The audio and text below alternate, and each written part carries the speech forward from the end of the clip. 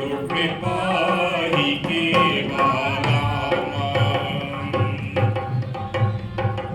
जय जय गुरु ओम जय जय शिव ओम जय जय गुरु ओम जय जय शिव ओम जय जय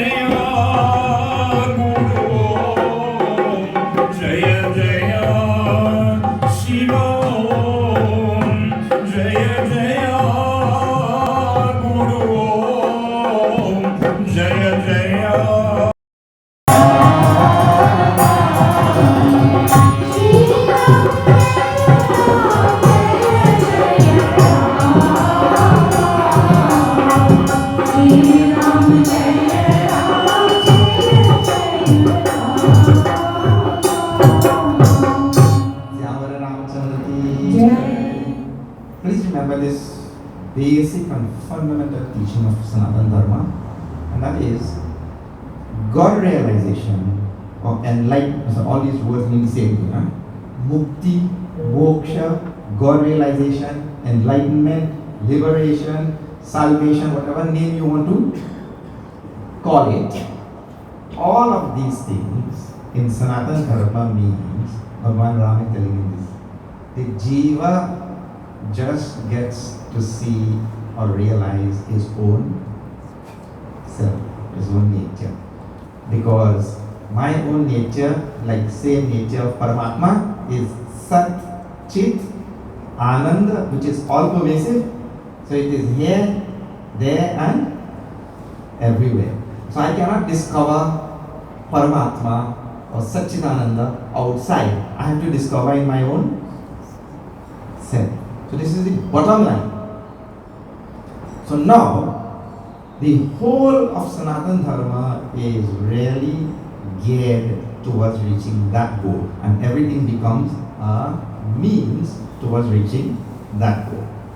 And we have in the scripture an array of various sadhanas to reach that goal, and sadhanas are like, your classroom, you move from standard 1 to standard 2 to standard 3 to standard 4 like that, and you keep moving up. Otherwise, you'll never become educated. You'll be saying A for apple, B for bat your whole life. So, the great rishis and the avatars and all of them come now to make us move from one stage to the next. That's what teachers do. Well, the teachers are meant, this education system and the teachers are meant to take us to the next level, just like that. So now that's what Bhagavan is doing. He is giving a reorientation of this word yajna. I told you there, they light that fire, that was the yajna. And you make offerings into the fire.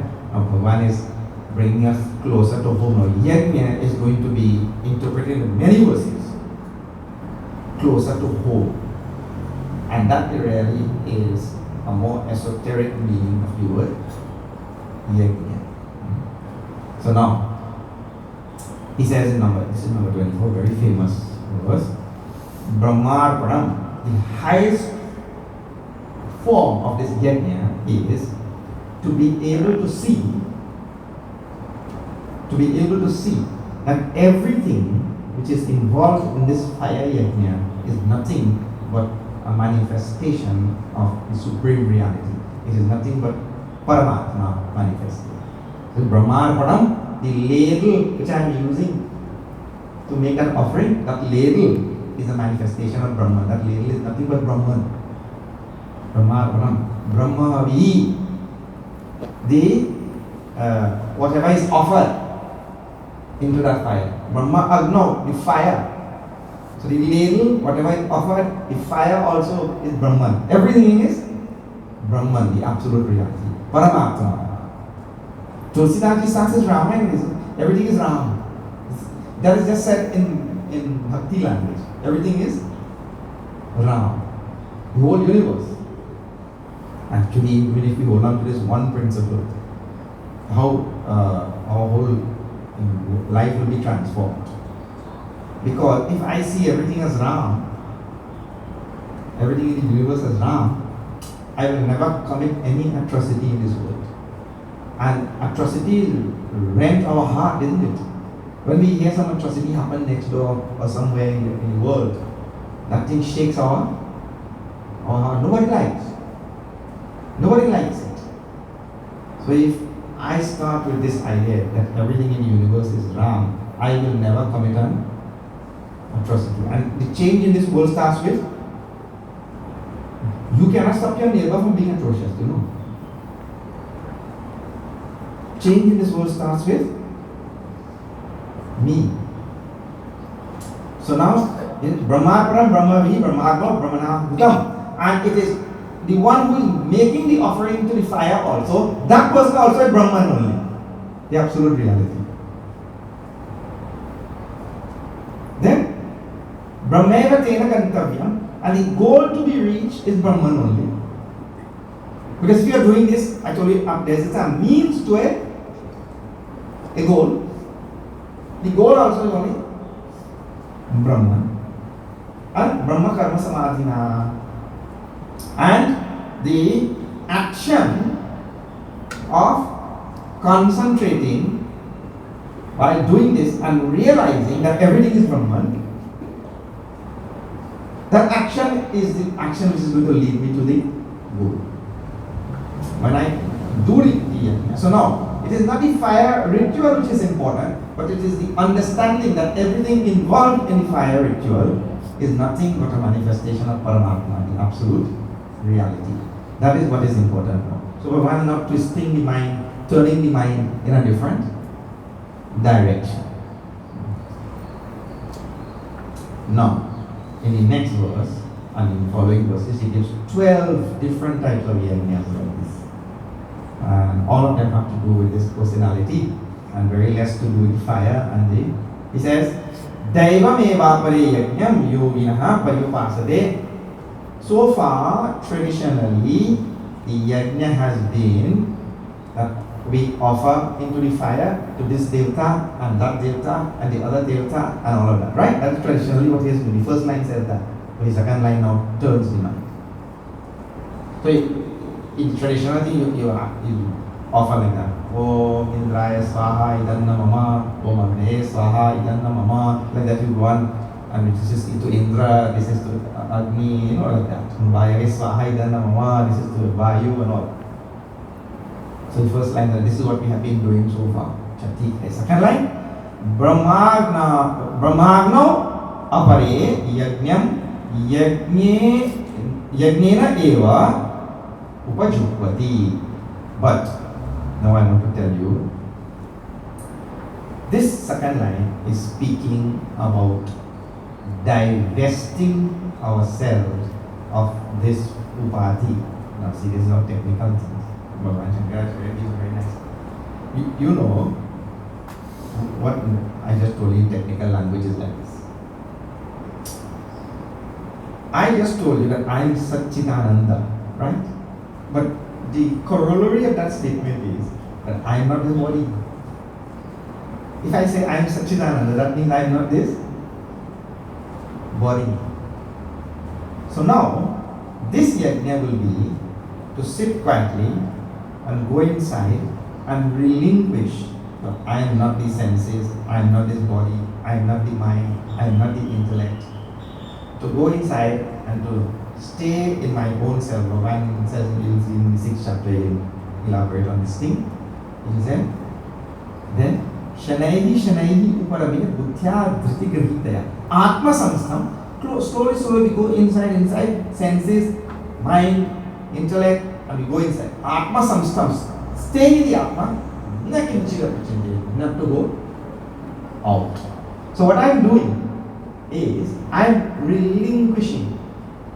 Now this is a very difficult thing to do, isn't it? It's a great sacrifice. Why is it a great sacrifice? Because we love the outer world. We love everything outside. All the nice, tasty, flashy, good looking, this, that, all the things that outside we love.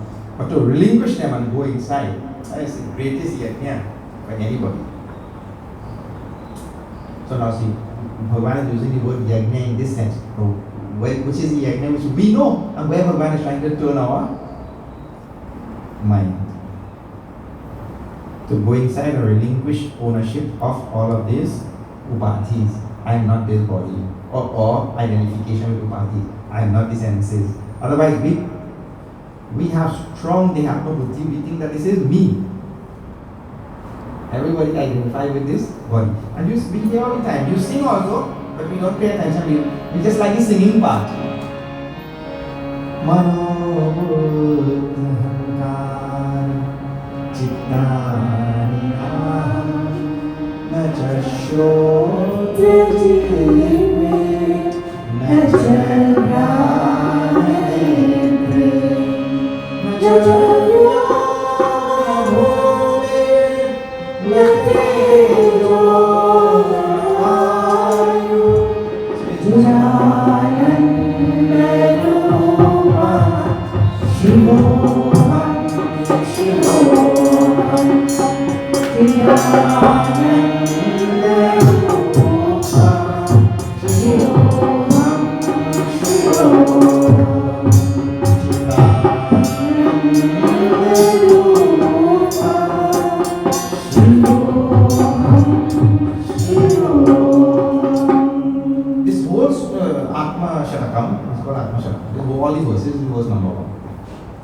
speak about this only. What? I am not this sensate, I am not this five element, I am not this body. Like that whole thing that this is the harm. What am I? Sat, Chit, Anand. Bhagavan says, if I can sit down and relinquish, it's called upati, all the senses and mind and body, all these things, they are called upati, adjuncts. So if I can sit down and relinquish ownership of all of these adjuncts, that itself is the yajna. Now what a wonderful idea to give to the word yajna. This is what he is speaking about in this verse. So the first type of yajna, I told you that there are 12 types he gives in this verse. The first one, the yajna which we know, that is the one that people do to Agni and Indra and Vayu and all the Devata and all the offering to the fire. But one has to graduate. Now it is amazing. He goes from the Lord's approach is like this, right? He puts very stark contrast. The most basic one, he puts, and then the most esoteric one in one verse. From one extreme to the next. The most basic one is to say the mantra and to, chant the mantra, make the offering and say it to Indra, to Vayu, and all this is one we know. But the other one now is to go to the other extreme, but all that is of significance. All that was of significance when I was at a certain stage in my evolution. Now I go straight inside and relinquish. What to talk about? Relinquish the fire and relinquish the mantra. I relinquish this body, mind, intellect also, and go inside and just be with myself. Atma samstam. Greatest yet. What else? From one extreme to the next. But actually, you know that. See, one place I had gone and there was a big Singhasan there. So they knew that a Swami was coming. So they decorated that whole big Singhasan in orange. And then I am in orange. And when I sit there, nobody could see me. Yeah. Blend up and lost in the whole sea of orange. So what do people who do decoration and all this kind of thing, they know there's something called contrast, isn't it? So this is also used while now contrasting the most basic to the most esoteric in one verse. That is what he does there. So here now he tells other in between type of yajna. So I first given the most basic to the most esoteric. And from the next verse, all the ordinary in between types. This is verse number 26. Shrutadindriyanyanye satyamani shudhati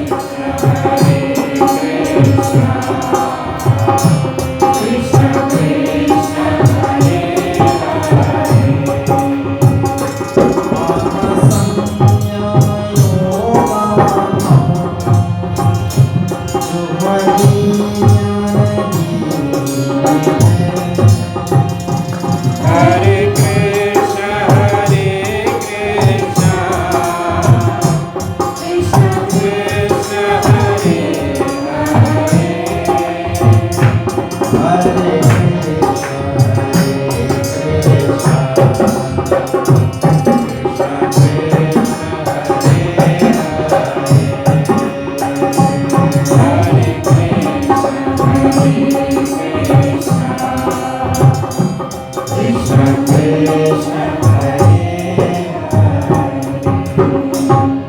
Kanhaiya Lal ki Hare Krishna.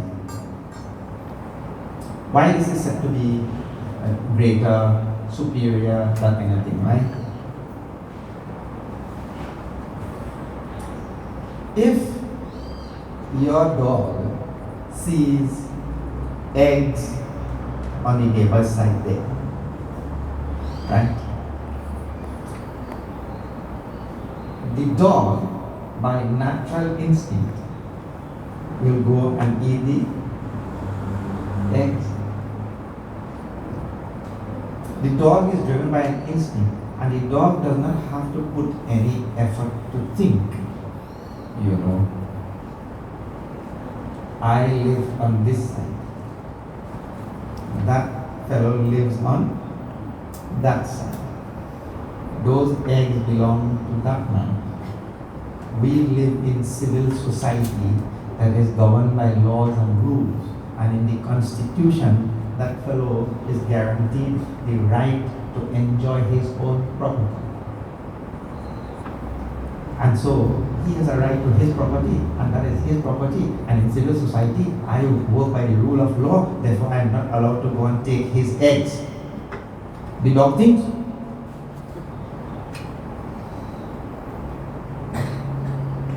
The dog just goes there and now you come to the human being. So if that thing is on the neighbor's side, and the human being who has an intellect to exert and to think logically and rationally and think from a civil standpoint, he has to now use that intellect and do this thinking and tell himself, no, that egg belongs to the neighbor, and by all the rules of civil society, I should not go there and touch the egg.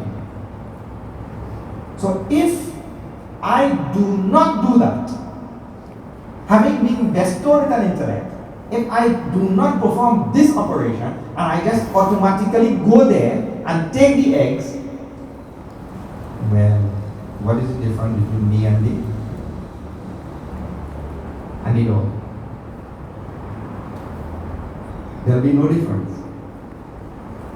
But to do it, I have been bestowed with an intellect, but I have to now put that intellect to use. That requires intellectual exertion. I have to exert. That intellectual exerting, that thing is called now in many of the verses which we will be seeing, that thing is called as yajna.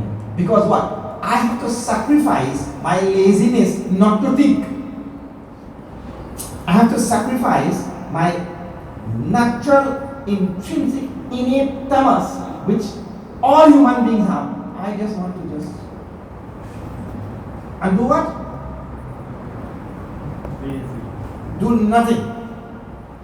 All human beings are like that. If you can lie in the hammock and get somebody to bring your water, bring your juice, bring your food, bring you whatever you need, if you can lie there and do that, you will be very happy.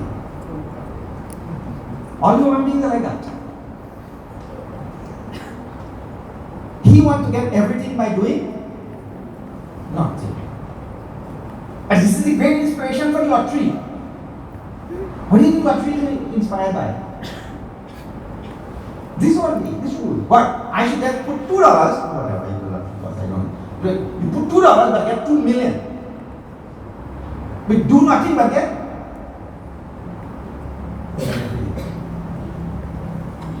So, what is inspiring this whole number of yajnas here is now the intellect is being used now, and see, this is a subtler part of the human being. The intellect is being used now to perform an operation, and that is the more important part of human existence. This also you have to think about. And if I don't use that intellect, means I don't sacrifice the initial innate inertia and tamas which is there, then I'm really not moving very far. And now see, to just do the yajna and like this. Om Indraya Swaha Idannamava. To just do that doesn't require intellectual exertion. That you could train a monkey to do. In Delhi Zoo, I heard a parrot chanting Sanskrit mantra. The parrot can also chant Sanskrit mantra. To now apply the intellect and see the deeper significance of what I am doing is really now to move to a higher level. So it is fine, that becomes an alambana, we call in Sanskrit. That becomes the walking stick as it were. The yajna which I am doing becomes the walking stick, an alambana, support. For me to walk to a higher level where I now apply the intellect. So now we see number 26, Shrotra, I will explain all of this from this standpoint. Shrotra din indriyani anye samyamagnishu jupati. Now, samyama means self-control. Samyama, self-control. Now, the eyes want to see this thing, the nose want to smell that thing, the ears want to hear that thing. You know, what we call all the worldly things only. The senses by themselves naturally will go only to all the worldly things. So they will not want to engage in anything divine or by nature, because you grow up in an environment and these things are there. Like the ears will want to hear chutney. So you put and say, Bhaiya, you play a little bit of Jasraj, you play a little bit of, bhajan, Hari Om Sharan, this, that. No. Right now I want to hear a little bit of chutney. And the tongue will want to eat all the other, chutney also. The tongue will want to eat some chutney. But it is just some chutney and all, and sawa and all is okay. But he wants to go, and meet. He has an eternal relationship with an old fellow called Colonel Sanders. But he wants to go there and have that Colonel Sanders, recipe. Yeah. Marinated and herbs and spices, and they put nice advertisement also. Tries to catch the air, to catch the eyes, because they know that the senses want to go there. So Bhagavan is telling now here, light the fire of self-control. Light the fire of self-control. Samyama agnishu. Samyama agni. Agni means fire. So now what is the fire? Now this is not the fire. The fire is called samyama. Samyama means self-control. And into that fire of self-control, I offer the functioning of all of these senses. The eyes want to go there, the ears want to go there, the skin want to go there, the tongue wants to go there, and all of that sort of thing. They want to have their own worldly indulgences. So I now light the fire of self-control and tell the eyes and the senses and all of them, now you don't go there. You stay here. Now this is the end. So the fire really is self-control. How Bhagavan is lifting this whole concept of yajna from a very basic thing to one that is very demanding, one that is going to make me into a formidable human being, to grapple with all what you call nuances of this prakriti. Otherwise prakriti will toss me, I become like a dry leaf, in the wind. What happened to the dry leaf? So this prakriti like that, it kicks us here, kicks us there, kicks us everywhere we keep. Have you seen a chicken picking in the yard? You see a chicken picking in the yard? You think that chicken has any purpose and direction and plan and all that? Pluck, pluck, pluck, pluck, pluck, pluck, pluck, pluck. No plan, no direction, no, no uniformity, no neatness in its action, no nothing. In Guyanese language, what comes out do? Huh?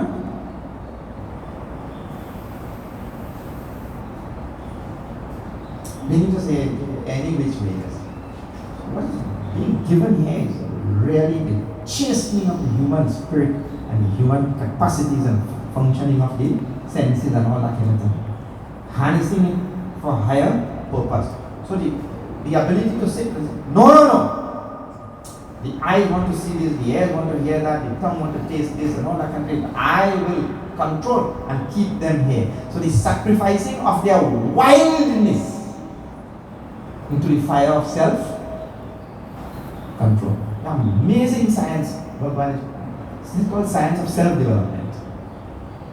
Using the concept of yajna. Shabdadim Vishayanam. Ye Indriyadi Shujupati. And this is a very technical thing. Look here. The ability, now science also doing research in these type of things, but to offer the sense objects into the senses become also a yajna. How? Science is telling now, if we sit down quietly and you really concentrate on the application of the sense object to the sense organ, then we will not have the great amount of desires that we have. Like I'll tell you now. Yesterday only somebody was telling while we were eating. We eat that little pepper. Little cherry pepper. So usually how it starts off is you eat a little piece, then after some time you get like kind of immune to that, you want some more, and after some time that or also eat the whole thing. Everybody know what I'm talking about? Then that's like a drinker, smoker, druggist or whoever, those people, right? Same thing.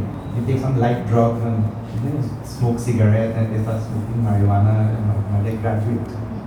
They also have graduation. So, like this, the same thing with the pepper and all these things, whatever. And then you graduate, you reach to scorpion, pepper in train. That's very important. Because that thing like deadly, that's scorpion pepper. Like that. Well, that happens because we have not learned this very special yajna which Bhagavan is talking about here. If anything which is the sense object is applied to the sense organ, so in this case the pepper, which is the taste, is applied to the tongue. That is the object and this is the sense organ.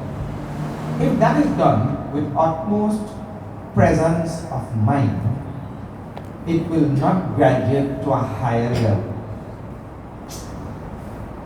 You will not want more and more pepper if it is done with 100% presence of mind. So that is what Bhagavan is telling here now. And then what happens? I will not graduate to I want more pepper, then I am increasing demand, then I will increase supply in the market, then I will increase demand and I want from abroad now, and this is what is causing the whole world to go on engaging in so much of commercial activities, and this is now destroying the whole environment and the earth, and we are depleting everything everywhere because I'm not following this thing. I'm increasing demand every day, increasing demand, and there's an increased demand, there will be increased supply. And last time we were explaining this, that there's only one way to save this earth, to reduce demand.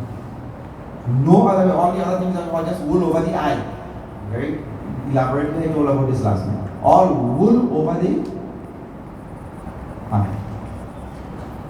So he says, it becomes a yajna for me to bring 100% concentration in when I'm applying any sense object to the sense organ. And the benefits and the result is just immense in that. Then sarvani indriya karmani prana karmani japare. Now all the senses and the prana, and so prana means all the physiological function and all, to see, breathe with awareness. That breath will bring life.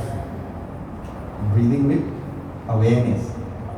So here, awareness is usually, we are breathing and out. In and out, breath come and breath go. No awareness. It's called prana diksha. So breathing with awareness. So what I am sacrificing? My unawareness. I am sacrificing my unawareness in all of this. And unawareness is a very, very bad disease. It's the what we call the very insignia of ignorance. So all of this will lead to awareness of my own self. Atma samyama yoga, no jupati jnana yajna. This awareness will kindle the fire of knowledge in me also. Atma samyama yoga, no. It requires me to bring my mind. Now I know all of these are deeper things, but unfortunately this is very rich in your temple. You've been going to 26 or whatever. You've been going from temple to temple. That is called prarabdha karma. Prarabdha karma means these verses reach in your temple. This is how it is. So I control my mind and I concentrate on the breath going out and coming in. This is called Atma Samyama. Control of the self to be aware of my incoming breath and outgoing breath. Now these are all very technical things, and for those of you who are interested in these type of lines, you have to find a good yoga teacher and they will teach about those very important stages in yoga. They call it pranayama and pratyahara. These two things are indicated in these verses. So they will tell at the count of, they have so many variations of them. At the count of 5, breathe in. So you count 1, 2, 3, 4, 5. And for that duration, you will be breathing in. And then for the count of 5, breathe out. Now, as you advance in that yoga technique and all, they will tell, now make that 10. So that you mean what? The count of 10. That means you have to breathe in more slowly and breathe out more slowly enough. So that pranayama exercises is many part of yoga, and that itself will lead to the restraining of the mind and quietude of the mind. So Bhagavan is hinting at that type of thing in number 27. And now of course I cannot give a course on that thing. That will have to be studied separately. Now in number 28, there are 5 types of yajnas listed. The total Bhagavan gives all of these verses 12, right? There are 5 types given here. Now see, number 28. Shri Krishna Sharanam Mama, Shri Krishna Sharanam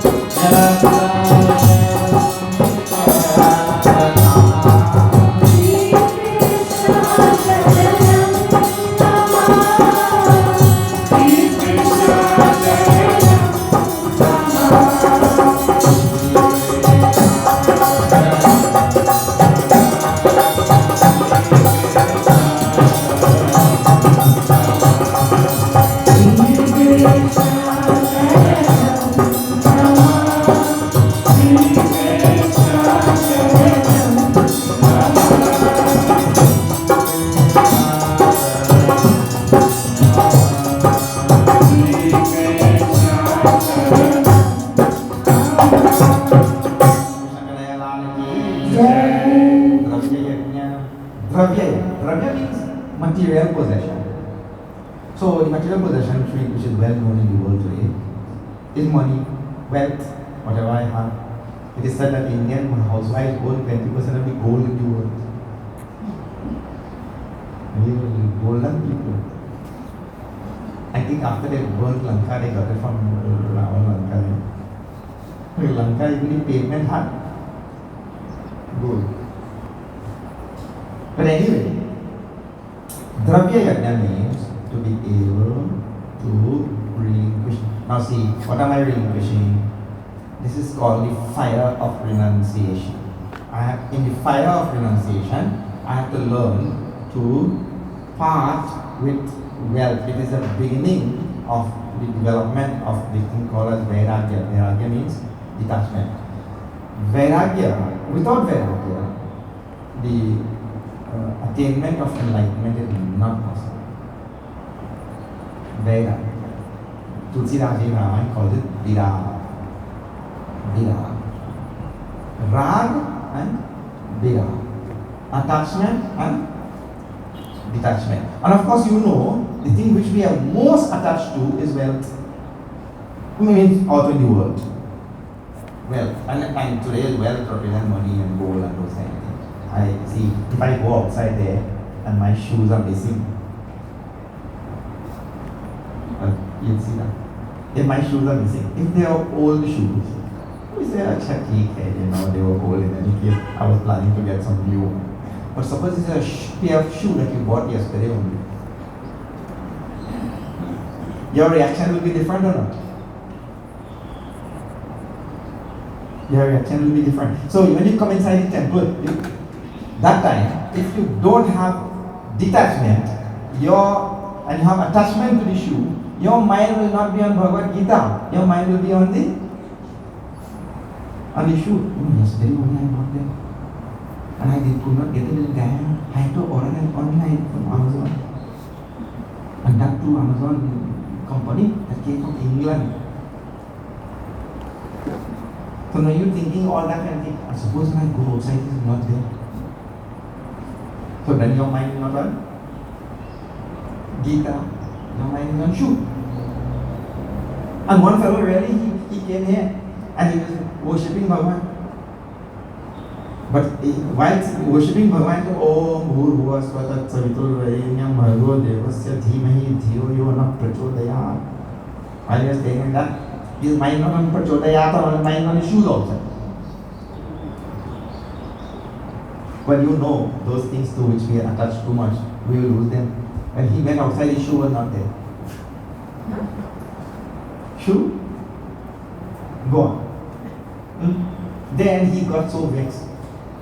So angry with Bhagavan. What? I prayed to you so much and this and that, you could not even protect my shoe?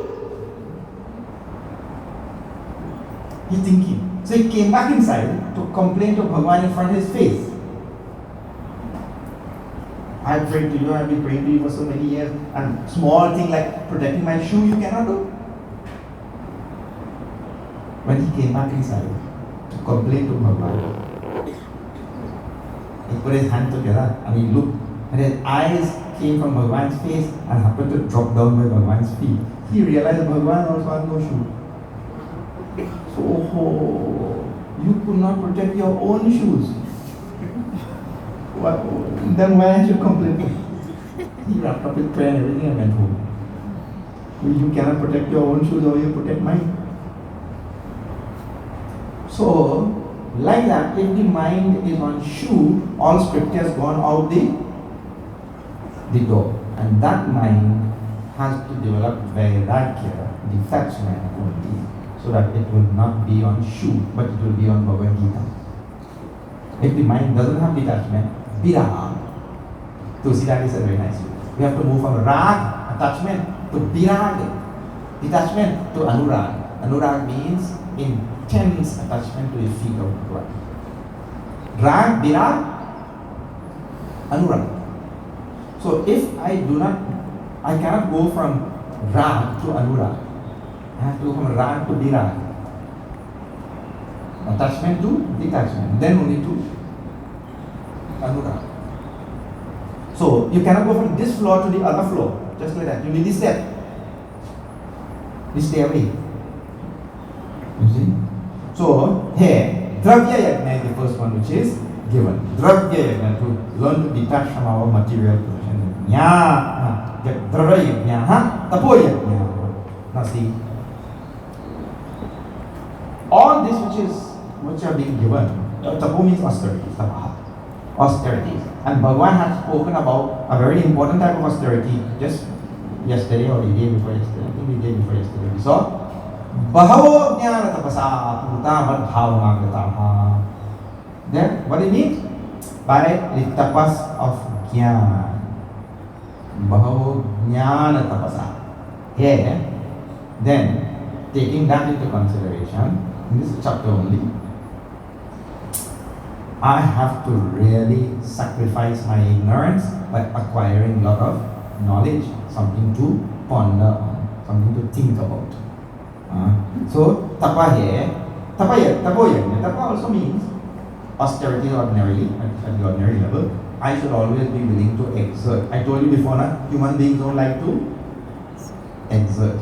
And our whole culture is going like that. The whole civilization of humanity is going in this direction. I want to come to a state where I will have nothing to do. That's why I'm engaging in all the technology and all the AI and all that. Now, it has become so bad that the students in the school, and the professor was telling me a real story. The professor who comes to the ashram, he tells that Swamiji, now we cannot give home assignment to students to do. We have to make them come in the classroom and sit down and do the assignment in front of us. Because when they go home, they just plug the question into ChatGPT, and ChatGPT just comes up with a whole essay and AI, and then they go and they hand that thing. So what do you do? Nothing. What about your intellectual exertion in exerting intellectual? Nothing. Let ChatGPT do it and finish. So the whole species is heading in that direction. So here, tapoya, this austerity means I have to be prepared to really exert and undergo some hardship, and no human being wants. But I'm telling you, no organism, whether it's biological in the world of biology or in the human world, no organism, not a single organism evolves without this hardship. Hardship is we are trying more and more every day to remove, but nobody. That is why it is important that parents take this. Yesterday we were talking about this also. Parents are misguided into thinking that if you make everything easy for your children, then you are doing your children a favor. That thing is not true. You became tough. You became evolved because you went through hardship. You are actually doing your children a disservice. You have to make sure that they apply themselves to the rigors of this prakriti. They become tough by that. You know that thing. दुख में सुमिरन सब करे, सुख में करे न कोई, जो सुख में सुमिरन करे दुख काहे को होय। सुख में सुमिरन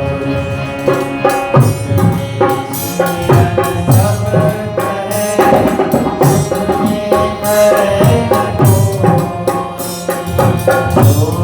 जो सुख में सुमिरन करे दुख काहे को होय। कबीरा काहे को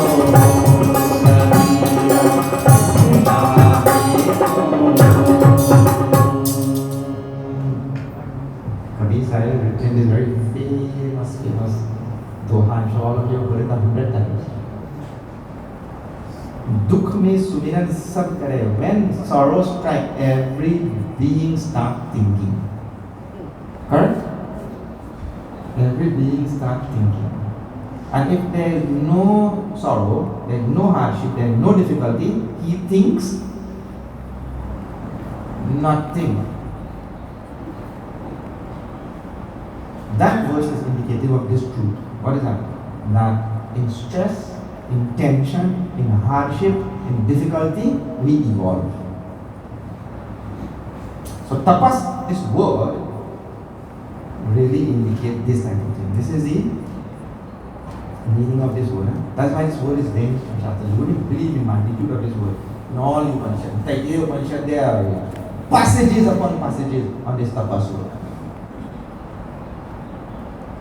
Satapodapyata, satapastatva, idagam sarvamasri. By tapas, reality manifested is universe also, it is. It is by difficulty, means I have to give up one state for another. I have to give up one thing for another. And giving up for a human being is not that. I have to give up my laziness and my comfort to evolve. This tapas. Alright, now I'll stop because I was told to stop at 9:45. And the time has elapsed there. We'll continue speaking.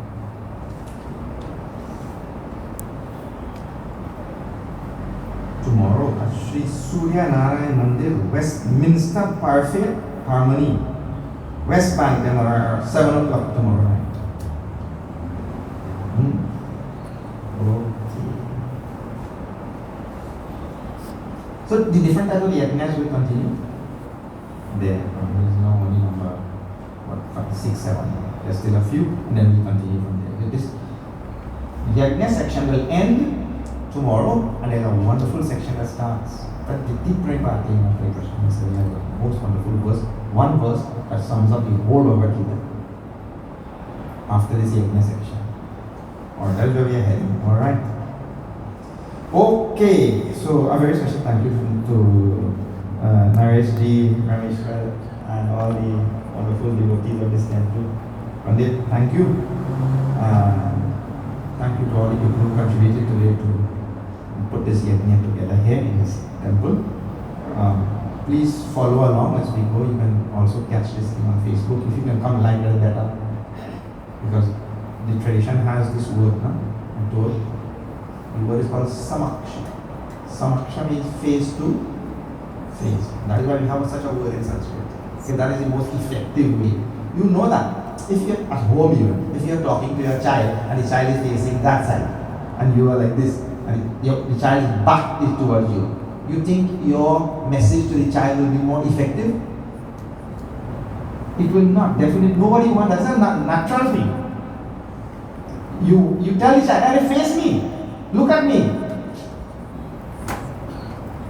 Well, this in Sanskrit is called samaksha.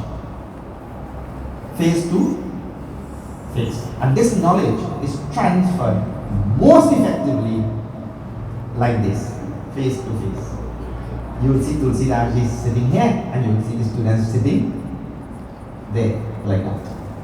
So, if you can make it in person, then you will be part of the tradition samaksha. If you cannot make it in person, then you have to settle for, you don't call it second guest also, I don't know what guest you call it. Facebook or YouTube or something. Alright, so tomorrow in Arfia, announcements. We're having several things. Ramayana Satsang today at the ashram in Manribo at 5 o'clock. Because today's Gita is in morning. All these Gita sessions are in evening. Except for like a Sunday like this, we have some in the morning time. So we have time in the evening. We have Ramayana Satsang at the ashram. Please come. We are in Manribo on the seawall side. Easy to find. Then Bhagavad Gita chanting competition. The Indian High Commission, the Swami Vivekananda Cultural Center here in Georgetown, and Chinmay Mission have come together to teach Bhagavad Gita chanting and to have competition. Teaching has already started. You can join. Please enroll and join, learn to chant Bhagavad Gita properly. And the competition is in June. Okay. All of you are invited to the grand finale of this 108 nights after we've gone to leg 1 and SPO and Bogis and everywhere. The grand finale is right here in town at the Mahatma Gandhi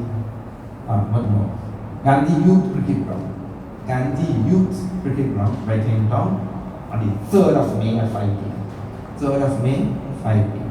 You are all invited to come. Okay. Please see our bookstall at the back. Some wonderful titles. Vibhishan Gita. See, all of this has been separated. It's from Ramayana. While fighting in Lanka, Vibhishan asked certain questions to Bhagwan Ram. Just like Bhagavad Gita, which is set in the midst of a war, this Vibhishan Gita is also set in the midst of a war. Ravan Yuddha. So Bhagwan Ram answers those questions right in the battlefield itself. Please see that. This, in about 3 or 4 verses, is a summary of the whole Bhagavad Gita. Vibhishan Gita. Hymn to Bhagwan Sri Ram, commentary and meaning, and one problem, many solutions to suit everybody's personality. And here is a wonderful exposition of Hanuman Chalisa, all the verses and their meanings with examples and all that. And many children's titles are there for children. Please see, you can buy and give it to little children. Better to give that than to give some other chocolate. Okay. Vedanta course, finally, at the ashram. Those people who are interested in studying this type of knowledge, studying Sanskrit, studying the Vedas or Upanishads, Gita and all that, in Chinna Mission, it is a very demanding course. You have to be under 30, have a university degree, and be unmarried, and then you can join this course. You have to stay in the ashram for 2 years and study every single day with no holidays, no Saturday, Sunday, no holiday. Then classes start at 5:30 in the morning and end at 8 in the night for 2 years. The volume of work covered in those 2 years is what is covered in 15 years in a university. How I know? I have been to both. 15 years. So much of work is covered in 2 years. Then only in Chinna Mission you are allowed to go and teach on the outside. Alright. Okay, now we are very fortunate. 3 such teachers we have here in Guyana. 2 of them recently come and they are posted here at the ashram in Manribo. Devji and Jinaji, please meet them. And they will be having many classes of various types. They are trained to teach so many things and you can avail of their services. Alright? Okay. Now Arti. Gita Arti.